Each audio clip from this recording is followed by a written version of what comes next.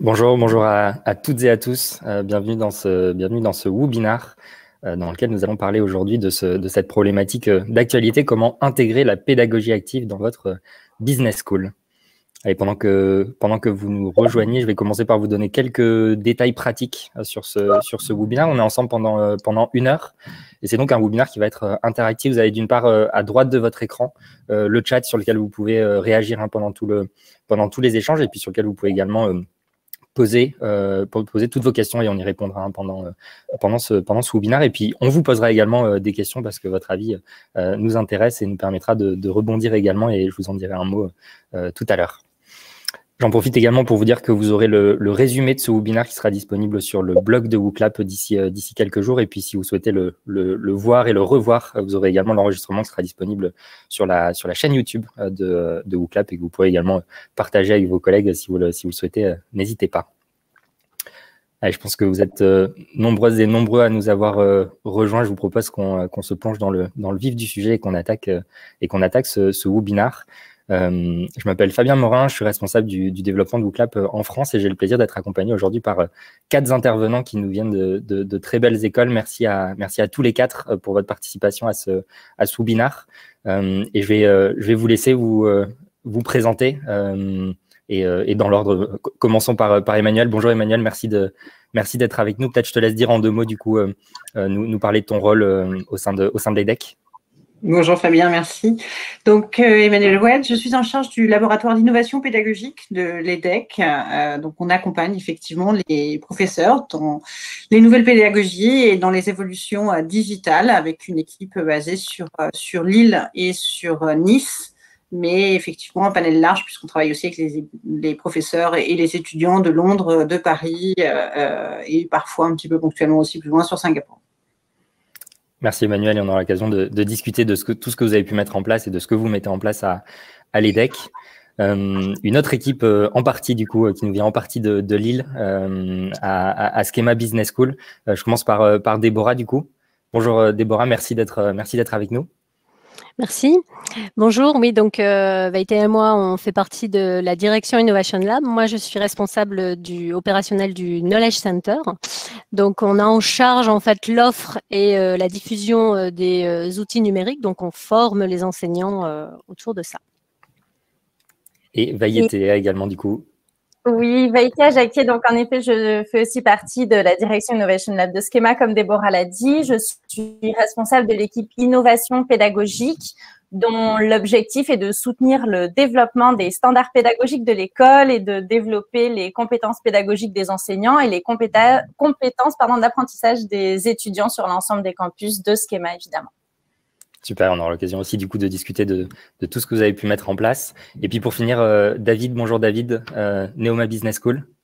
Oui, bonjour Fabien, bonjour à tous. Donc moi je travaille à Neoma comme ingénieur pédagogique, donc à la direction de la pédagogie innovante, et on accompagne les professeurs dans leur pratique pédagogique en général et un peu plus sur aussi l'usage du numérique.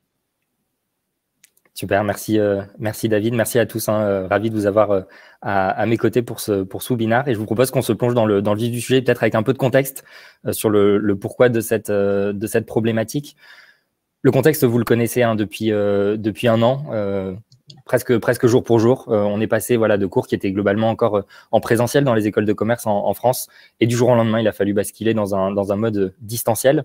Et puis, au fil des mois et depuis 1 an maintenant, l'enseignement a dû s'adapter en continu. En réalité, on a vu les formats pédagogiques qui ont évolué. On était en présentiel, on a basculé en distanciel. Et puis, petit à petit, au fil de l'eau, de l'assignation sanitaire qui a évolué aussi, on est passé sur des formats hybrides qui ont pris pas mal de formes différentes, des mélanges de synchrone, d'asynchrone, du présentiel, du distanciel, les deux mélangés parfois de manière séquentielle, parfois en simultané, avec une partie des étudiants dans la salle de classe, une partie des étudiants qui suivaient le cours à distance.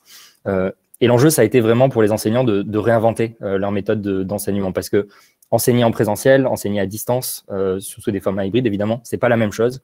Et l'enjeu, ça a été vraiment de restructurer les cours pour les enseignants.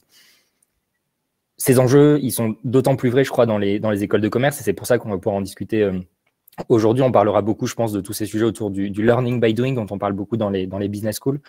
Apprendre pour des étudiants en école de commerce, ça se repose beaucoup sur des études de cas, des travaux de groupe, des discussions, des échanges entre les étudiants de manière formelle, de manière informelle également.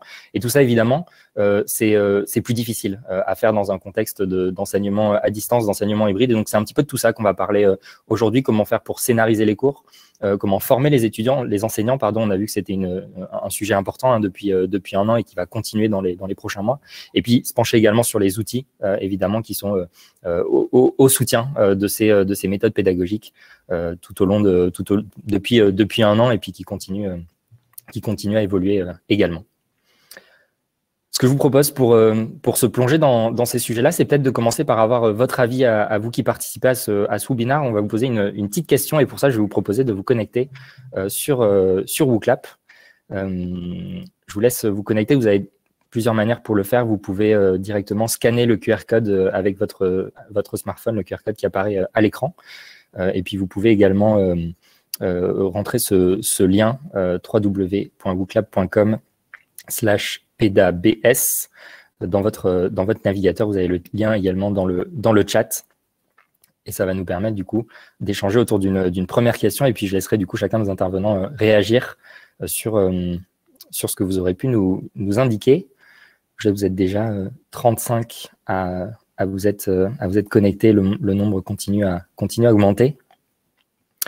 Allez, je vous laisse quelques instants pour les derniers pour vous connecter sur WooClap. Et puis, on va passer sur une première question. Allez, juste avant de lancer la première question, vous aurez toujours le temps de vous connecter entre-temps et puis de rattraper pour ceux qui ne sont pas encore connectés. Je vois que vous êtes déjà une quarantaine. Et on souhaitait du coup vous poser une première question pour lancer ce webinaire. Quand on parle de pédagogie active, qu'est-ce qui vous vient à l'esprit en un mot? Je vous laisse quelques instants pour y répondre. Et on va voir ce nuage de mots qui va arriver au fil de vos réponses. Voilà, des premières réponses qui arrivent déjà. Et ça va nous permettre de lancer ces échanges et je vous laisserai les uns et les autres du coup rebondir peut-être sur ces différentes réponses avec déjà le mot interaction qui revient et qui ressort de ce nuage de mots. Allez, je vous laisse quelques instants pour continuer à répondre. Vous voyez que vous pouvez répondre plusieurs fois si vous avez plus d'idées. Et puis, vous pouvez également liker les réponses des uns et des autres. Allez, le nuage de mots qui continue à grossir et quelques idées déjà qui ressortent. Et je pense que ce sera intéressant de rebondir dessus autour de l'interaction, de l'engagement, de la collaboration également qui revient. Et puis d'autres notions, alors on continue, le nuage de mots continue à s'agiter. D'autres notions sur lesquelles je pense que ce sera intéressant d'échanger. Je vais passer peer-to-peer, faire ensemble, co-créer également qui remonte petit à petit. Et déjà plus de 70 réponses qui sont arrivées dans ce nuage de mots. Merci à toutes et à tous pour vos réponses. Je vous laisse continuer à enrichir ce nuage de mots si vous le souhaitez. Et peut-être, Emmanuel, si tu veux commencer, si tu veux peut-être réagir à chaud comme ça sur les différentes idées qu'il peut y avoir dans ce nuage de mots et puis nous parler, toi, de ta vision et de comment tu vois les choses sur ces sujets de pédagogie active, scénarisation des cours. Qu'est-ce que ça veut dire pour toi? Je me permets juste un petit topo liminaire par rapport à ce que tu disais, mais c'est de remercier effectivement nos professeurs. Je pense qu'on est tous d'accord là-dessus, sur les efforts, sur l'engagement qu'ils ont eu pendant tous ces mois, parce que ça n'a pas toujours été simple. Les conditions à la maison ne sont pas toujours idéales. Et franchement, voilà, on a vu des choses magnifiques se faire pendant cette période et beaucoup de développement. Donc voilà, c'est juste une petite parenthèse, mais merci aux professeurs et merci aux étudiants aussi qui parfois ont été patients quand ça ne marchait pas toujours bien. Donc ça a vraiment été une belle période d'expérimentation au-delà des contraintes qu'on connaît tous. Pour revenir à ta question, pardon Fabien, effectivement, alors j'ai vu passer pléonasme, je suis d'accord, c'est vrai que pédagogie active est peut-être un pléonasme, mais ce qui est intéressant derrière ça, c'est de voir la dimension effectivement santé étudiante et ces dimensions qui existent, je pense, dans les écoles de commerce, même bien avant cette période un peu spécifique du Covid, où on va travailler beaucoup, comme tu le disais, sur l'interaction, sur l'engagement étudiant au niveau d'activités, de pratiques, d'exercices effectivement collaboratifs. Et effectivement, le développement de ces outils est un vrai appui pour nous aujourd'hui, avec lequel on travaille pour ces nouvelles pédagogies. Vaitea, est-ce que tu voulais rebondir Oui, Emmanuel a réagi au même terme que j'allais souligner, en effet, pléonasme. C'est vrai que quand on parle de pédagogie active, c'est assez intéressant parce que ça pourrait laisser entendre qu'il y aurait une pédagogie passive qui peut parfois donner lieu un peu à des abus de langage. Quand on dit, bon, je vais faire apprendre, on ne peut pas faire apprendre. L'apprentissage est forcément nécessairement actif. Par contre, c'est intéressant parce que ça traduit la conception disons parfois magistrale qu'on peut associer à la pédagogie. Et c'est vrai que je pense qu'on se réjouit tous du fait que les enjeux d'hybridation remettent vraiment au cœur de nos sujets cet enjeu de centration sur l'étudiant. Là, on rejoint, je pense, beaucoup ces termes d'interaction, de learning by doing, mais en tout cas qui se centrent sur les besoins des étudiants et sur cette nécessaire interaction et proximité avec l'enseignant, entre les enseignants et les étudiants. Merci. Effectivement, la pédagogie qui, a priori, est active par nature, et je crois que c'est toujours bon de le rappeler. David, aligné avec ce qui s'est dit jusqu'à présent, de ton côté, comment est-ce que tu vois les choses sur ces sujets de pédagogie active et de scénarisation des cours également? Qu'est-ce que ça signifie pour toi? Alors, je suis d'accord avec mes camarades, la pédagogie active et pédagogie centrée sur l'apprenant. C'est là-dessus qu'on veut mettre l'effort. Et c'est grâce à ça qu'il va pouvoir avoir un mode plutôt réflexif et s'interroger sur ce qu'il fait, plutôt que d'absorber le contenu qu'on peut lui donner dans d'autres méthodes. Donc, pour moi, la pédagogie active est vraiment ça. Ensuite, scénariser ses cours, puisque tu poses la question, on est plutôt sur des manières de dérouler plutôt le contenu pour que les résultats qu'on demande aux étudiants soient bien précis, qu'on mette en avant les stratégies d'enseignement et enfin les méthodes d'évaluation. C'est ce qui va être le plus important pour nous, en tout cas, pour que la scénarisation se passe comme il faut et que les étudiants sachent ce qu'ils doivent faire. Merci, merci David. Déborah, peut-être un mot sur ce nuage de mots. Est-ce qu'il y a des choses qui te surprennent, qui t'interpellent? Non, je pense que j'avais aussi un peu focalisé sur pléonasme. Après, non, je suis plutôt d'accord avec tout ce qui est notifié dans ces mots. C'est sûr qu'interaction arrive en premier, voilà, par rapport au dynamisme, à l'interaction avec les étudiants, etc. Donc non, je ne rajouterai rien. Super. Je vous propose qu'on se lance du coup sur ce sujet de la scénarisation dont on a commencé à parler un petit peu. Et pour ça, du coup, je vais à nouveau vous poser une question à vous qui participez à ce webinaire. On le sait, ça n'a pas été évident. Emmanuel, tu soulignais le gros travail qui a été fait par l'ensemble des équipes et par les enseignants en particulier, c'est depuis un an. Scénariser ces cours à distance, en présentiel, c'est probablement pas la même chose. Et ça nous intéressait d'avoir votre avis là-dessus, vous qui nous regardez. En un mot, comment est-ce que vous voyez la différence entre les deux? Je vais vous laisser à nouveau le temps de répondre.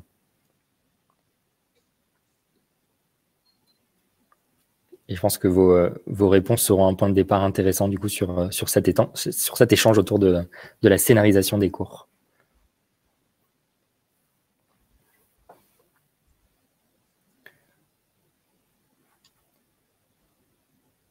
Il y a pas mal d'idées qui arrivent. J'en profite pour vous dire, il y a plein d'idées intéressantes et de l'intelligence collective qui émerge de ces différents nuages de mots. On vous enverra suite à ce webinaire le résumé du coup de ce qui a pu être dit dans ces différents nuages de mots. Je crois qu'il y a des choses intéressantes à relire à tête reposée.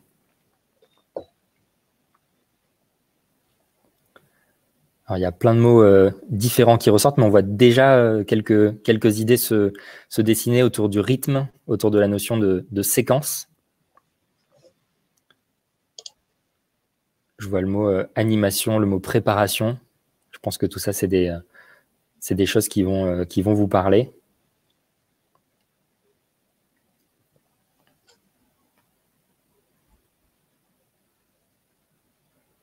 Allez, pendant que ce nuage de mots continue à se constituer, peut-être voilà, autour de ce sujet de la scénarisation, comment on fait pour scénariser son cours, et peut-être pour commencer côté Schema Business School, comment est-ce que vous voyez les choses de ce côté-là? Je ne sais pas, Vaïté, si tu veux prendre la parole pour commencer là-dessus. Oui, ce que je trouve intéressant pour rebondir là déjà sur le nuage de mots, c'est qu'on voit apparaître des mots comme contrainte, imprévu, etc. C'est vrai que tu disais en introduction que voilà, ça pouvait être un petit peu plus difficile d'enseigner dans ces conditions. C'est vrai que c'est une grosse adaptation. Je pense que ça nous amène surtout à développer une culture de l'anticipation. Donc c'est une organisation très différente de celle du présentiel. On est en effet obligé de tenir compte d'un certain rythme. C'est très compliqué pour un étudiant de se concentrer 3 heures d'affilée sur un discours. Puis ça amène à questionner les formats aussi. Est-ce que si on doit parler 3 heures en continu, un format MOOC ne serait pas plus approprié? Donc encore une fois, ça remet au centre l'apport de l'interaction entre les étudiants et les enseignants. Qu'est-ce qu'on veut en faire pour avoir justement un séquençage en effet pédagogique, dynamique, qui intègre des dimensions très interactives. Et après, je crois l'avoir vu, donc le terme d'adaptation, c'est vrai qu'il y a aussi quelque part tout ce travail à faire, notamment en termes d'accompagnement des enseignants sur la zone de confort de l'enseignant qui doit être accompagné, étendu, développé. Et puis forcément, et c'est un peu ce qui justifie notre double intervention aujourd'hui à Déborah et moi, c'est un travail qu'on fait vraiment de manière très étroite pour mettre en lien ce séquençage-là avec les bons outils et essayer d'abord de prendre ça au prisme des enjeux pédagogiques avant de prendre ça au prisme des outils.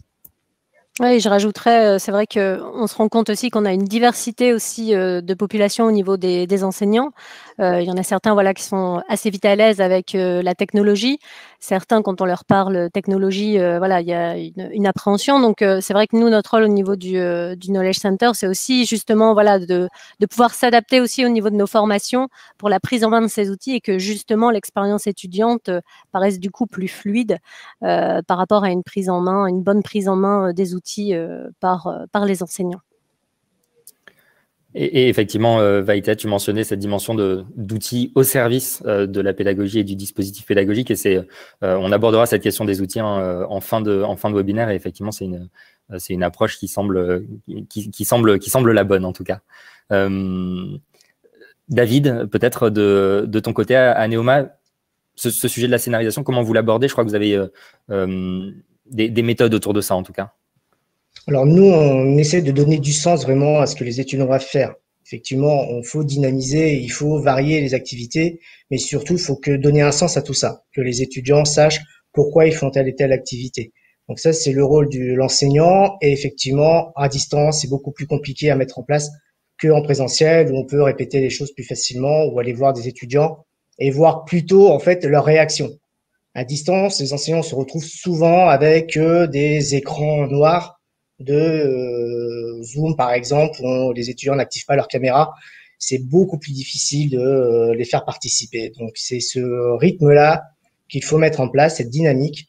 Et pour ça, donc, des outils comme WooClap propose, par exemple, ou d'autres activités qu'on peut mettre en place, c'est vrai que c'est quand même ce qu'on essaie de développer, nous, au sein de notre direction, quoi. Emmanuel, tu rejoins ce qui a été dit jusqu'à présent? Oui, je rejoins pleinement. Effectivement, si on parle de scénario, c'est pas pour rien. C'est-à-dire qu'effectivement, il y a un vrai travail initial et de trouver la balance, on va dire, entre ces différents ingrédients. Voilà, le présentiel. Qui forcément, voilà, et je pense qu'on a redécouvert aussi l'importance du présentiel, ça a été une des vertus de cette année. Et puis, comme disait Vaïtéa, des parties qui peuvent être tout à fait intéressantes en asynchrone, même si ça demande aussi pour l'étudiant une méthodologie spécifique, surtout pour les plus jeunes qui arrivent en première année, mais avec des vrais avantages, et le distanciel effectivement synchrone.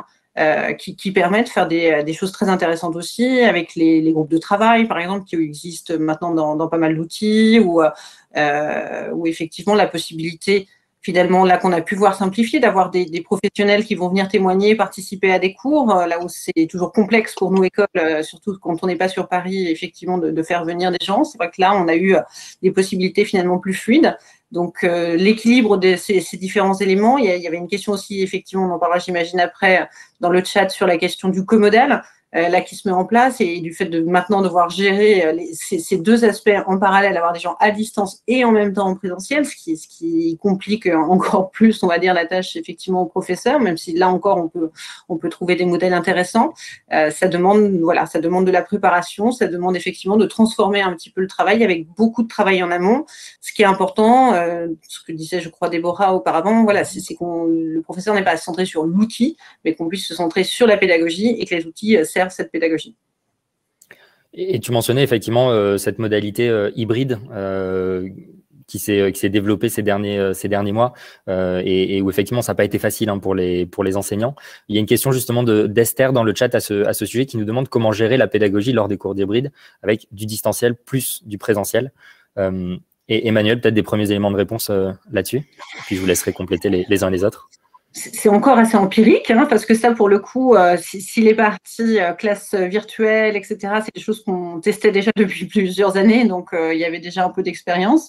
Là, c'est effectivement plus récent, et si on veut pas un mode conférence où effectivement ceux qui sont à distance ne se retrouvent qu'à pouvoir qui se passe sans interagir, ça demande vraiment un exercice un peu spécifique pour les professeurs. Alors certains ont trouvé, et là c'est beaucoup d'initiatives de professeurs, par exemple des possibilités de se dire, quand on crée des groupes de travail, comme pour les cas, des choses comme ça, on intègre systématiquement une personne à distance dans un groupe présentiel pour qu'il y ait un élément relais. On va avoir un étudiant dans la salle qui va aussi être porte-parole de ceux qui sont à distance pour que le professeur qui n'a pas encore l'habitude, donc qui ne va pas nécessairement les checker le chat en permanence, etc., et qui, voilà, en termes de charge cognitive, se retrouve quand même avec beaucoup de choses à gérer dans ces salles de cours en ce moment, puisse effectivement avoir du soutien. Ça fait partie aussi des premières idées. J'imagine qu'il y a des idées chez les autres, donc je vais laisser la parole aussi, mais c'est vrai que c'était des premières idées intéressantes. Déborah, peut-être, je te laisse rebondir sur ces sujets-là. Il y a une autre question de Florence dans le chat qui pose la question effectivement de comment aider nos formateurs à animer ces deux modalités avec des étudiants en présentiel, des étudiants à distance, en respectant une équité entre ces deux groupes. Effectivement, sujet pas évident. Je rebondis un peu sur ce que disait Emmanuel, parce que c'est vrai que d'impliquer justement des étudiants qui soient relais d'un étudiant en présentiel qui soit relais avec les étudiants en distanciel, c'est quelque chose qui a été beaucoup fait aussi par nos enseignants. Donc voilà, j'ai pas tellement d'autres exemples en plus. Ça, c'est vraiment super important. Mais après, je reviens quand même. On parlait tout à l'heure d'outils numériques, mais il y a aussi cette importance justement dans ces fameuses salles de l'équipement et de la facilité d'utilisation. On en revient toujours à ça, sur l'usage facilité, parce qu'il n'y a pas toujours quelqu'un derrière le prof, un technicien, on va dire, qui vient aider, etc. D'où aussi, voilà, nous, le rôle au niveau du K-Center de pouvoir aussi former en fait ces enseignants pour laisser déjà ça de côté. Ils maîtrisent la technique et puis comme ça, ils peuvent aussi dérouler leur enseignement beaucoup plus facilement. Peut-être juste pour compléter, en effet, sur cette scénarisation, déjà, c'est nécessairement, on va dire, même dans nos méthodes de travail de service, un aménagement, on va dire, à faire et une collaboration encore plus forte à faire entre les équipes qui travaillent sur les dimensions pédagogiques, les équipes qui travaillent sur les prises en main d'outils, les équipes qui, justement, sont en charge de développer les dimensions techniques. C'est un gros sujet parce qu'on voit bien que selon les équipements des salles, les contraintes ne sont pas les mêmes. Et je rejoins la question sur l'animation. C'est pas du tout le même principe d'animation que de n'avoir qu'une caméra fixe sur son écran qui nous filme, auquel cas il y a une histoire de sortie de cadre. Si je me mets à parler comme ça parce que je vais voir des étudiants, on est tout de suite moins incitatif que quand on est en visu. Donc, mais je pense que ça rejoindra le point d'après. C'est toute une question de formation des enseignants, comme pouvait le dire Déborah, à la fois sur la prise en main des outils, que ce soit le plus simple possible, mais à la fois sur l'animation des cours dans ce type de salle pour que l'enseignant soit à l'aise. Ça rejoint la question de la zone de confort et que ce soit incitatif pour les étudiants en distanciel qui se sentent pas tout seuls. On a par exemple aussi développé chez Schema une forme de journée d'intégration en hybride avec une course-poursuite à la défense avec les différents étudiants. Donc là, on se sert de leur agilité aussi avec les portables, etc., pour pouvoir avoir des gens à distance et participer à des jeux de piste avec des gens en présentiel. Donc, je pense qu'effectivement, les enseignants sont source d'apprentissage et d'idées autour de tout ça pour impliquer tous ces groupes. Et notre travail, c'est d'accompagner justement ces réflexions autour de ces sujets intrinsèquement liés. David, à Neoma, qu'est-ce que vous préconisez sur ces sujets justement d'enseignement hybride? Alors effectivement, situation inédite, hein, donc on est comme nos camarades, on essaye d'impliquer les étudiants à distance et les étudiants en présentiel à être ensemble et faire les travaux de groupe ensemble.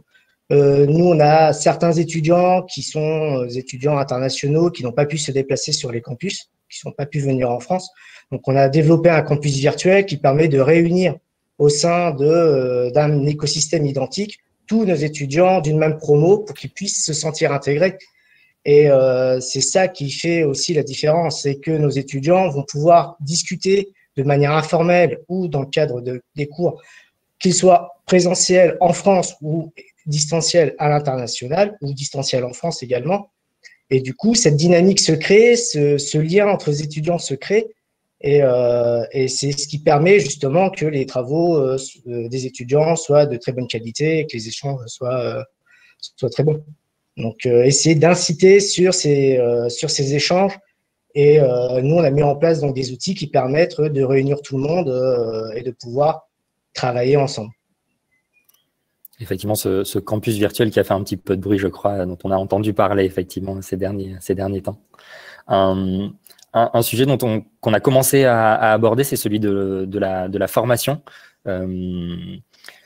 Ces différentes méthodes, ces différentes modalités dont on parle là, elles sont pas nouvelles a priori. La pédagogie active, c'est pas arrivé avec le Covid. Par contre, ce qu'on a vu avec la crise, c'est qu'il a fallu se réinventer vite et intégrer des nouvelles dimensions dans la pédagogie et des méthodes qu'on n'utilisait pas forcément tant que ça en fait jusqu'à présent. Et l'un des enjeux du coup de ces derniers mois et des mois à venir aussi, vous le disiez, c'est de former les enseignants, sur plusieurs dimensions, sur la partie technique, vous en parliez, pour que la technique ne soit pas un frein à ce que veulent faire les enseignants et aux dispositifs pédagogiques. Et puis ensuite les former aussi à ces nouvelles modalités pédagogiques. C'était aussi un sujet du coup dont je souhaitais parler pendant ce webinaire autour de la formation, les différents dispositifs que vous avez pu mettre en place dans vos écoles respectives. Et peut-être pour commencer, David, je te redonne la parole. À Neoma, comment est-ce que vous avez appris ces sujets de formation justement? Qu'est-ce que vous avez mis en place? Alors, nous, on a pris le parti de poursuivre les cours et donc continuité pédagogique dès le départ. Donc, on a arrêté l'école, le campus. On a arrêté les cours pendant une semaine, qui nous a laissé le temps, en fait, de travailler sur de la mise en place d'outils de substitution, on va dire, pour ces cours en présentiel. Et il me semble que c'est Emmanuel qui disait ça en introduction, de tout le travail qui a été fait par les profs et les féliciter. Et en fait, il n'y a pas eu forcément de formation très claire mise en place pour nos enseignants parce qu'ils sont de très bonne qualité et que ce travail qu'ils ont d'adaptabilité, ils ont su le faire eux-mêmes. Donc, nous, on a mis en place ces outils et après, sur la pédagogie, ils se sont débrouillés comme avec s'ils connaissaient et ça a très, très bien marché parce qu'ils étaient très volontaires et ça a permis de faire cette continuité pédagogique qu'on voulait. Ensuite, après ce démarrage, on a travaillé sur effectivement de l'animation, de classe, de dynamisme, essayer de retravailler un petit peu sur ces aspects activités à mettre en place avec nos étudiants pour casser un peu le rythme effectivement qu'on peut avoir en salle de classe ou pour reproduire les activités de groupe qu'on faisait traditionnellement en études de cas ou ce genre de choses. Ok, ouais, du coup plusieurs temps en tout cas depuis un an. Tout à fait. Et Emmanuel, comment est-ce que ça s'est passé à l'EDEC et aujourd'hui, qu'est-ce que vous mettez en place encore sur ces sujets autour de la formation? Bien sûr. De toute façon, voilà, là, une fois de plus, c'est pas lié au Covid. On avait déjà des formations, des workshops qui existaient. Simplement, le nombre s'est accéléré et le nombre de participants a augmenté effectivement aussi de façon significative. Mais au-delà de ça, effectivement, voilà, je pense qu'il y a, comme disait David, il y a plusieurs aspects. Il y a la partie effectivement formation aux outils. Qui est importante. Je crois que c'est Vaitea avant qui disait voilà, ça permet qu'il soit rassuré, qu'il soit à l'aise et que donc ensuite il puisse se concentrer sur la pédagogie, particulièrement pour les vacataires qui interviennent dans différentes écoles où ils n'ont pas les mêmes outils, ou des intervenants professionnels qui n'ont pas nécessairement beaucoup de temps à consacrer à cette partie-là puisqu'ils ont d'autres enjeux aussi prégnants et d'autres contraintes assez fortes en ce moment. Donc voilà, il y a cette partie formation aux outils, il y a la partie effectivement aussi plus d'ateliers pédagogiques, vraiment pour travailler, comme disait Déborah tout à l'heure, cette partie animation qui est essentielle, parce qu'au-delà de savoir appuyer sur le bouton, ce qui est important, c'est d'être, je dirais, satisfait de l'échange avec les étudiants, de leur avoir apporté effectivement une dimension dynamique, interactive, et puis d'avoir pu voilà, retrouver ce qu'on apprécie quand on fait cours habituellement en présentiel, même si ça demande cette transformation. Et puis, il y a la partie, je dirais, qui s'est rajoutée sur la partie 8, c'est plus cette partie justement support, qui était peut-être moins présente chez nous auparavant, et où justement sur des personnes qui étaient moins à l'aise, s'il faut, on se connecte le matin avec eux, juste c'est parfois 5 minutes pour juste se rassurer que s'il y a quelque chose, s'il y a un souci, ils savent qu'ils peuvent appeler, ou juste voilà, s'assurer qu'on a bien lancé et que tout est bon au moment de commencer.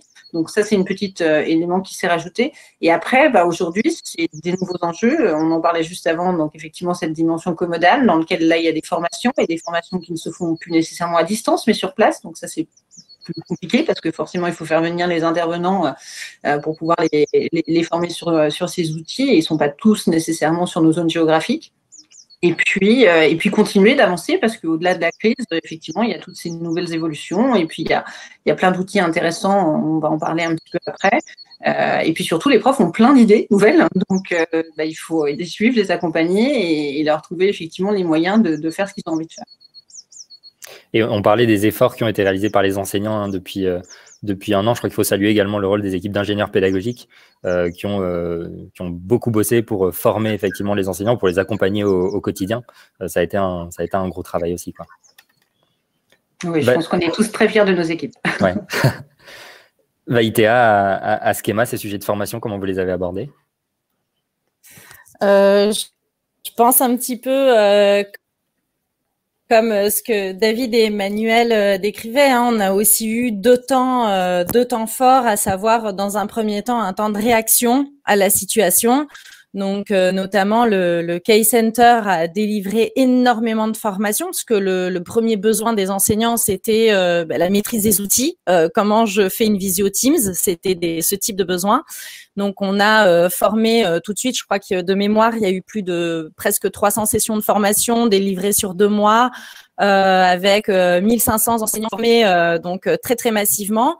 Et on va dire, cette agilité qui s'est un peu développée autour des outils nous a permis de passer dans un second temps et dès la rentrée dans une logique d'anticipation des besoins en tenant compte de la situation qui était en pleine évolution. Donc, on a structuré un catalogue de formation annuel pour les enseignants permettant essentiellement de développer la prise en main des outils, différentes approches pédagogiques, effectivement des formations aussi à comment scénariser et animer son cours dans une salle qu'on appelle une salle hybride ou commodale maintenant, selon les termes. On a aussi fait en sorte de développer beaucoup de pair à pair entre les enseignants parce que je pense qu'on se rejoint tous sur le fait que les enseignants aient beaucoup d'initiatives, beaucoup d'idées. C'est eux aussi qui ont l'expérience du terrain, qui vivent ces contraintes. Donc, c'est très important d'être au plus proche du terrain. Donc, on cherche à développer ça. Évidemment, de l'accompagnement individuel, je pense comme tout le monde, pour accompagner les enseignants sur leurs besoins spécifiques. Et puis, on essaye aussi, parce qu'on sent bien que le besoin va être de se mettre à l'aise, mais aussi ça donne des idées, c'est-à-dire qu'on n'est pas juste en réaction à la contrainte, d'autres envie du coup de faire d'autres choses, ça leur donne plein d'idées pédagogiques, donc de développer aussi des templates de scénarisation pédagogique, c'est-à-dire par exemple quand on a accompagné ou formé un projet, là par exemple récemment, permettant de développer l'évaluation par les pairs, etc.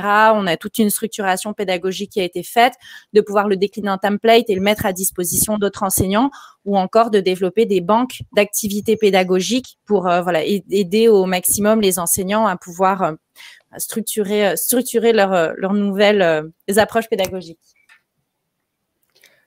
Je sais que la rentrée de la prochaine année académique se prépare dès maintenant sur ces sujets de formation.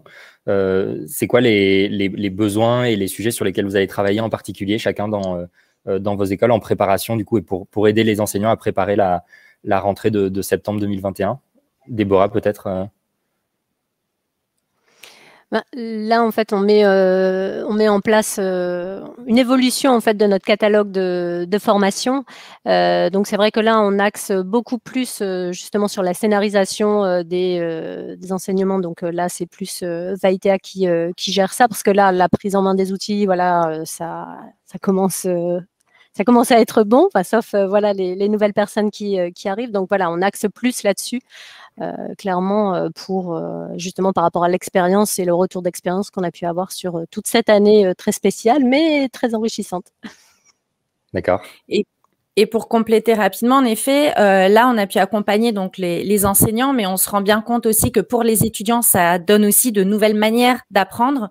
Donc, on travaille aussi pour la rentrée au développement d'un catalogue annuel de formation pour les étudiants, pour s'adapter à ces nouvelles, ajuster leur stratégie d'apprentissage par rapport à ces nouvelles approches et développer au maximum nos modules asynchrones, parce qu'on parlait justement des enseignants vacataires. C'est vrai que ou externes selon la terminologie qu'on emploie, mais qui fait en fait des arrivées en continu et qui sont une problématique, un enjeu pour la formation des enseignants. Donc, développer au maximum des formations agiles, asynchrones pour que le relais puisse être fait n'importe quand. Emmanuel, à l'EDEC, les priorités sur ces sujets de formation? Je rejoins un petit peu. Nous, on avait ouvert là en septembre dernier, justement, suite au premier confinement, des cours pour nos étudiants de méthodologie et puis d'appréhension aussi des outils, puisqu'ils arrivent d'environnements qui ne sont pas toujours les mêmes au niveau informatique. Donc, on leur avait fait des cours comme ça avant leur arrivée, effectivement, disponibles en ligne sur un format un peu MOOC pour la prise en main. On va rajouter effectivement aussi plus d'éléments méthodologiques, puisqu'on a vu entre autres sur les primo-arrivants qu'il y a il y a un vrai travail effectivement sur la méthodologie d'apprentissage qui n'est pas toujours évidente pour eux. Donc, on va approfondir cette partie-là. Et au niveau des professeurs, là encore, de la même façon, on avait déjà, nous, des cours disponibles en ligne. C'est plus, justement, je dirais, dans la même optique que les conseils qu'on donne en scénarisation, c'est que maintenant qu'on a fait ces webinaires, etc., c'est plus de travailler la granularité et de proposer des petites capsules spécifiques au niveau des différents éléments, que ce soit sur la pédagogie ou sur les outils, pour qu'ils puissent rapidement, dans la bibliothèque, retrouver exactement ce qu'ils ont besoin. David, côté Neoma? Les stratégies sont les mêmes. On a fait évoluer notre catalogue de formation par rapport aux besoins. Donc, on a revu notre catalogue à l'interne et on a fait aussi des partenariats avec des entreprises spécialisées pour proposer des formations pour nos enseignants. Ensuite, nous, on a mis en place, et on continue de le faire, des ateliers co-animés par les enseignants pour qu'ils expliquent un peu ce qu'ils ont fait. C'est essayer de dynamiser un peu ces relations, ces retours d'expérience. C'est très important pour eux de voir un peu ce que les collègues peuvent faire et voir que ça fonctionne, que prêcher la bonne parole. Et voilà, on est plutôt dans ces stratégies-là. Côté étudiant, effectivement, nous avons aussi revu un peu les priorités et ce qu'on faisait avec eux. On a revu nos cours apprendre à apprendre, ou on a réorganisé les journées qu'on faisait avec eux sur la recherche d'emploi, peut-être orienté plus sur un monde un peu instable ou des nouveaux métiers ou des nouvelles façons d'embauche ou ce genre de choses. Voilà. Merci, intéressant de comparer un petit peu les approches et puis de voir du coup les différents points sur lesquels vous recoupez. Ce que je vous propose, on a pas mal parlé déjà de ce sujet autour des outils qu'on va mettre évidemment au service des dispositifs pédagogiques qu'on envisage. Ce que je vous propose, c'est qu'on passe du coup à la troisième partie de ce webinaire autour justement des outils et que vous nous parliez un petit peu de quelques outils clés que vous avez pu utiliser et qui vous semblent importants sur ces sujets autour de la pédagogie active. Et pour commencer sur ce sujet-là, du coup, je vais vous proposer à vous qui participez à ce webinaire de nous donner un petit peu le panorama des outils que vous pouvez utiliser autour de ces sujets de pédagogie active. Je vous laisse quelques instants pour répondre. Le lien de participation est le même que celui que vous aviez tout à l'heure.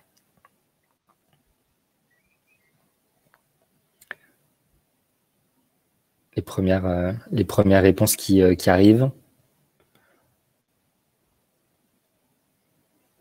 Et certains outils dont je pense les uns et les autres vous nous parlerez.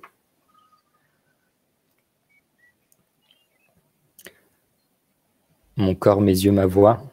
Voilà un outil qui n'est pas numérique.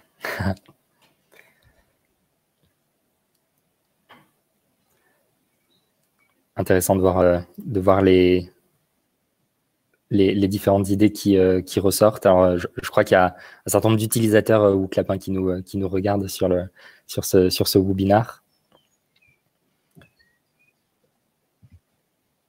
Et je vous laisse quelques instants pour compléter ce nuage de mots. David, peut-être pour commencer de ton côté à Neoma, quelques outils clés de ton côté.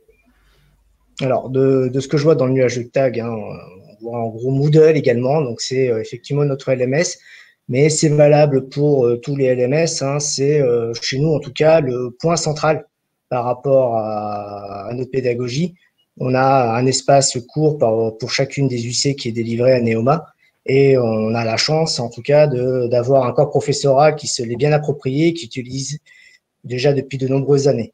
Donc, depuis ces derniers mois, on travaille un peu plus sur l'usage de la plateforme, puisque les cours sont plus ou moins à distance, hybrides, ce genre de choses.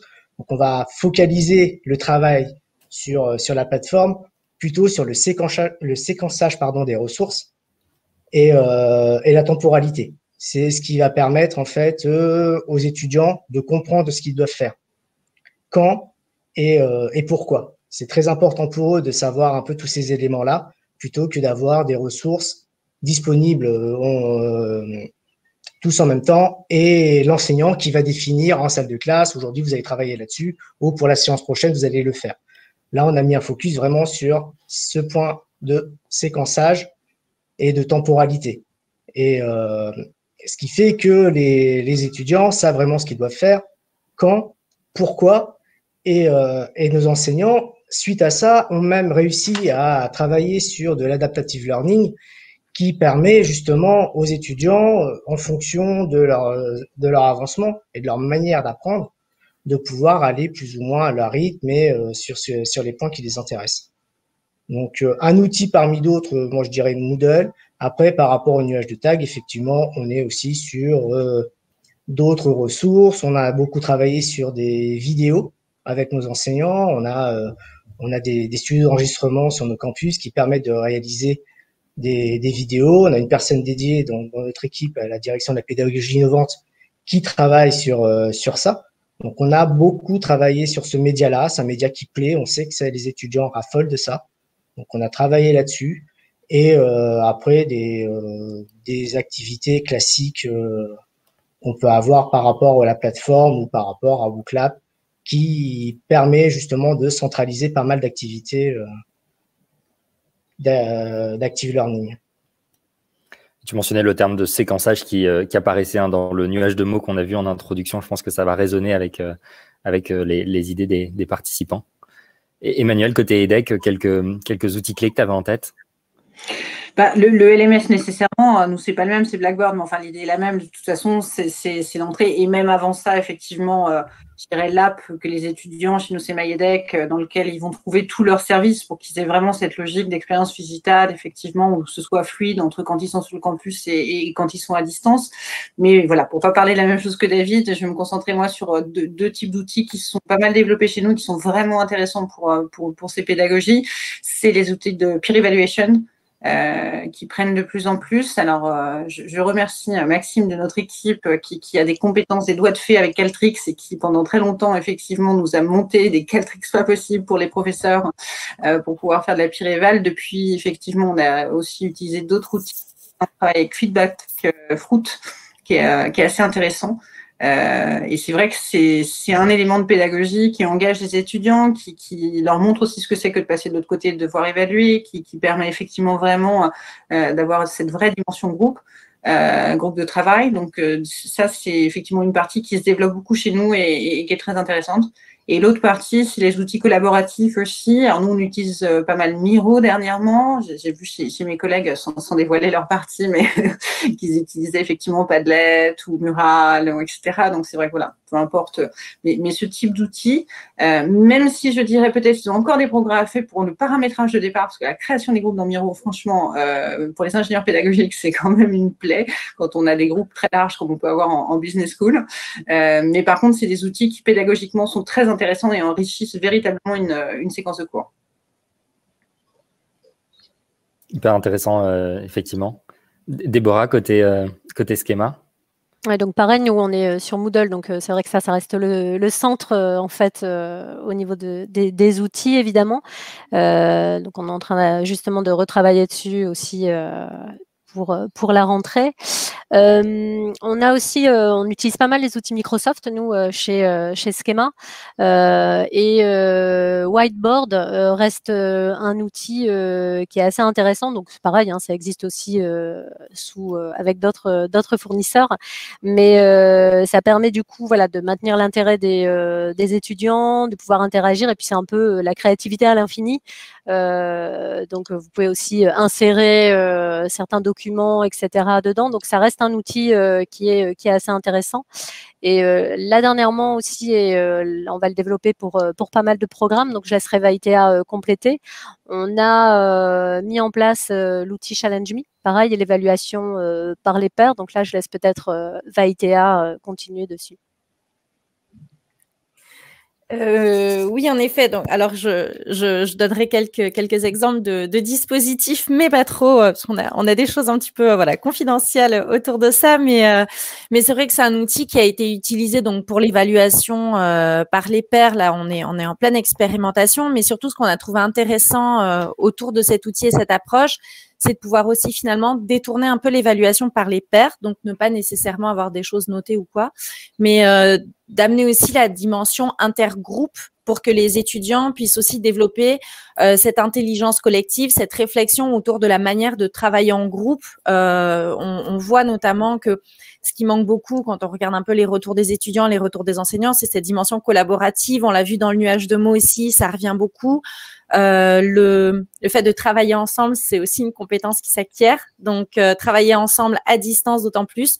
Donc, c'est vrai qu'on va se servir de ces outils où je rejoins complètement Emmanuel, David, sur le fait que ça enrichit vraiment les dispositifs, mais en les utilisant, en les détournant un petit peu parfois pour aborder d'autres dimensions. Donc, c'est vrai qu'on a un gros développement avec Challenge Me ou Clap, évidemment. Mais disons qu'on essaye surtout, en fait, de présenter nos outils aux enseignants par besoin pédagogique. On peut vite se sentir un peu, ça a été le cas, Déborah, je te laisse revenir dessus si besoin, mais de nos enseignants en se disant « Waouh, on a plein d'outils ». On développe beaucoup de choses autour des EdTech. On a notre directeur des programmes qui s'est exprimé il y a très peu de temps dans la presse à ce sujet. Mais on peut vite se sentir débordé. Donc, on essaye aussi d'accompagner les enseignants sur la lecture de notre environnement numérique, en fait. À quoi servent nos différents outils, comment les mobiliser, avec quoi faire du synchrone, de l'asynchrone et voilà, comment les exploiter dans une scénarisation pédagogique. Et puis de pas confondre voilà, innovation et plein d'outils. Bon, voilà, je pense qu'il y a certains enseignants qui ont fait cette expérience et on revient aussi avec le retour d'expérience justement sur cette utilisation. Ouais, et éviter l'overdose d'outils pour les enseignants. On a vu que c'était un peu le risque qui était couru depuis le début de la crise. Et même pour l'étudiant, hein, clairement, parce que si on lui fait aussi trop d'activités, voilà, donc il faut trouver le bon équilibre. Ouais, effectivement, et mettre l'outil au service du dispositif pédagogique et pas l'inverse. Et je crois que vous vous rejoignez sur cette vision-là. Je sais qu'il y a eu des réactions là-dessus dans le chat. Alors, j'en profite du coup avant de passer à la conclusion, peut-être pour répondre à une question qui était posée dans le chat. On revient un petit peu en arrière par rapport à ce qu'on a pu se dire. Comment doser les temps pédagogiques en fonction de la durée du cours, de l'effectif et du niveau des étudiants? Je ne sais pas si l'un d'entre vous veut donner peut-être des éléments de réponse là-dessus. Alors, ça dépend déjà de quoi on parle, entre justement présentiel, commodal, en ligne. Ce qui est sûr, c'est que je pense que sur le synchrone, on est tous d'accord, sur les classes virtuelles, il faut que ce soit plus court. Transposer un cours de 3 heures en 3 heures de classe virtuelle, quel que soit l'outil, c'est juste pas possible. Et puis, surtout, c'est effectivement ce point, je pense, qui est intéressant dans le travail qu'on peut faire avec les professeurs, c'est d'arriver vraiment à cruncher et à avoir des activités qui vont changer en ligne. En général, on considère toutes les 15-20 minutes, d'où des outils comme le vôtre, parce que voilà, on ne l'a pas sauté dans les outils avant, parce que c'est vous qui présentez, donc on ne dit pas Wooklap à chaque fois, mais effectivement, c'est un outil très pratique pour ça. Ou d'autres outils, les breakout rooms aussi, qui permettent vraiment des travaux de groupe, et ça, c'est très pratique, et les professeurs et les étudiants apprécient beaucoup. Sur, en tout cas, cette dimension classe virtuelle, ça, c'est important, d'avoir des sessions assez courtes et qui soient très rythmées. On revient à ce qui était dans le nuage de mots. Ouais. Je pense que c'est un des points fondamentaux. Peut-être pour bon, évidemment, je suis la réponse d'Emmanuel. Je dirais aussi que là où on a des points de vigilance, c'est sur les effets d'environnement numérique. C'est-à-dire que on a pu avoir aussi un retour des étudiants qui se disaient un petit peu parfois dépassés entre le synchrone, l'asynchrone, où est-ce qu'on va chercher les ressources, est-ce qu'on les reçoit par mail, il y a un LMS, est-ce que, enfin voilà. Donc il y a aussi une scénarisation à faire entre les outils qu'on utilise pour le synchrone, ceux qu'on mobilise pour l'asynchrone, et finalement, comment aider l'étudiant à se repérer au maximum dans son environnement numérique. Donc, nous, le parti qu'on a pris, c'est d'avoir, d'utiliser Moodle qui est fait pour cette logique asynchrone et d'essayer de renvoyer au maximum tout en plugin. Alors, j'exprimerai ça peut-être moins bien que toi, Déborah, je te laisse rebondir sur l'explication, mais d'avoir vraiment tout en plugin pour que l'étudiant sache quel est son outil pour le synchrone, quel est son outil pour l'asynchrone, et tout ce qu'on va venir ajouter, on essaye de faciliter au maximum cette lecture pour les étudiants. Ouais, vraiment le LMS comme brique centrale sur laquelle on va ensuite venir brancher différents outils qui doivent être identifiés le mieux possible pour que l'étudiant et l'enseignant aussi ne s'y perdent pas, quoi. Merci pour cette réponse du coup à la question de Florence dans le chat. Et je vois le temps qui court. Je vous propose qu'on bascule sur la conclusion de ce webinaire, et la conclusion, c'est vous qui participez en partie qui allez la faire. Un dernier nuage de mots pour la fin. En un mot, qu'est-ce que vous retenez de ce webinaire? Je vous laisse quelques instants pour répondre. Et puis, je demanderai à chacun de nos intervenants de nous donner aussi le mot, la notion qu'ils retiendront.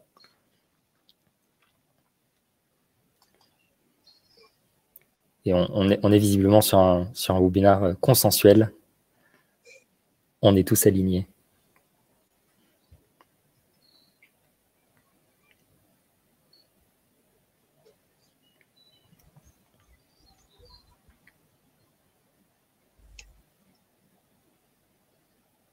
Il y a pas mal d'idées qui arrivent dans ce nuage de mots, centralisés qui émergent.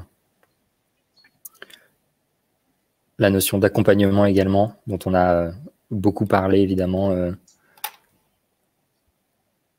à travers la formation des enseignants d'une part, et puis de l'accompagnement aussi des étudiants, et vous en parliez les uns et les autres. L'outil ne fait pas tout. Effectivement, la dimension de travail collaboratif, l'étudiant au centre. Voilà un petit peu toutes les idées qui ressortent de ce nuage de mots qu'on va continuer à laisser évoluer. David, peut-être pour commencer le mot de la fin pour toi. Alors moi, le mot que j'ai mis, c'est interdépendance. Ouais. On parle effectivement d'ingénieurs pédagogiques ou de services support à l'accompagnement. On parle des professeurs, il y a une vraie interdépendance entre les deux. Moi, c'est ce que je ressens en tout cas. On parle aussi d'outils et de temps d'activité, donc pas forcément liés aux outils. Donc, il y a ce genre d'interdépendance aussi. L'un ne va pas sans l'autre. On n'est pas focalisé outils, mais il faut quand même les utiliser pour pouvoir arriver à nos fins. Donc voilà, pour moi, ce serait le mot qui me vient à l'esprit par rapport à ça. Essayer d'avoir cet ensemble qui fait des liens les uns avec les autres et qui ne sont indissociables. Merci David. Interdépendance, donc. Déborah, de ton côté. Oui, sur l'usage, l'outil, je vais y arriver, je pense déjà à ce que je veux dire ensuite. L'outil ne fait pas tout, oui, on est tout à fait d'accord. L'importance aussi de l'usage qu'on peut en faire. Et puis, je mettrais aussi comme mot échange. Alors, l'échange qu'on a eu là, mais aussi l'échange qu'on peut avoir aussi avec nos enseignants, qui est vraiment très, très important. Emmanuel? Moi, je dirais, je pense, leçon de ces derniers mois, c'est faire simple. On voit là dans effectivement les mots qui ressortent, le côté centralisé, ce qu'on disait pour l'étudiant, il faut que ce soit simple, il faut qu'il puisse trouver tout de suite ce dont il a besoin. Pour le professeur, il faut que ce soit simple, il faut qu'il n'ait pas à se confronter effectivement au fait de devoir déjà comprendre, brancher 15 trucs, etc. Il faut qu'il soit dans de bonnes dispositions pour pouvoir se concentrer sur sa pédagogie. Donc, c'est peut-être pas simple pour nous derrière, parce que forcément, ça complique parfois pour que ce soit seamless pour les utilisateurs, mais je pense que c'est vers ça qu'on doit tendre. C'est quelque chose qui simplifie pour qu'on puisse se concentrer vraiment sur l'essentiel, c'est-à-dire la pédagogie et l'expérience étudiante. Beaucoup de travail donc pour les équipes au service de la simplicité finalement pour les utilisateurs finaux. Vaïtéa, le mot de la fin du mot de la fin du coup. Oui, alors plutôt en complément de tous les autres, je dirais faire sens dans la même lignée, c'est-à-dire ne pas vouloir faire de l'outil pour de l'outil et que chacun comprenne finalement pourquoi est-ce qu'on apprend comme ça maintenant, pourquoi est-ce qu'on enseigne comme ça et que tout le monde finalement trouve qu'on ne perd pas de vue les objectifs pédagogiques qui sont quand même au cœur de tout ça et puis plus largement faire sens, j'ai vu humain qui circule aussi, ne pas oublier cette notion de proximité, de collaboration, de co-construction, que l'ensemble des dispositifs puissent faire sens au sein des établissements. Écoutez, merci à tous les quatre pour cette synthèse. Merci à tous les participants pour les mots que vous avez pu proposer dans ce nuage de mots intéressant. Écoutez, on arrive au bout de ce webinaire. Il me reste à vous remercier à tous les quatre pour votre participation. Merci pour votre temps dans un emploi du temps que je sais chargé par les temps qui courent dans les écoles. Merci à vous tous qui avez suivi ce webinaire. Comme je vous le disais en introduction, vous retrouverez une synthèse de ce webinaire sur le blog de WooClap et puis également l'enregistrement sur la chaîne YouTube de WooClap dans les tout prochains jours. Et puis, écoutez, je serais ravi de prolonger l'échange si vous le souhaitez. Vous avez mes coordonnées qui s'affichent. Et puis, si vous avez des questions également pour nos intervenants, n'hésitez pas à me les envoyer et je me ferai un plaisir de les faire parvenir aux différents intervenants. Je crois que c'est toujours intéressant d'échanger sur ces différentes thématiques. Écoutez, merci beaucoup à tous les quatre d'avoir accepté notre invitation et puis à très bientôt pour un prochain webinaire. Merci. Merci à Margot aussi. Oui, aussi. Tout à fait.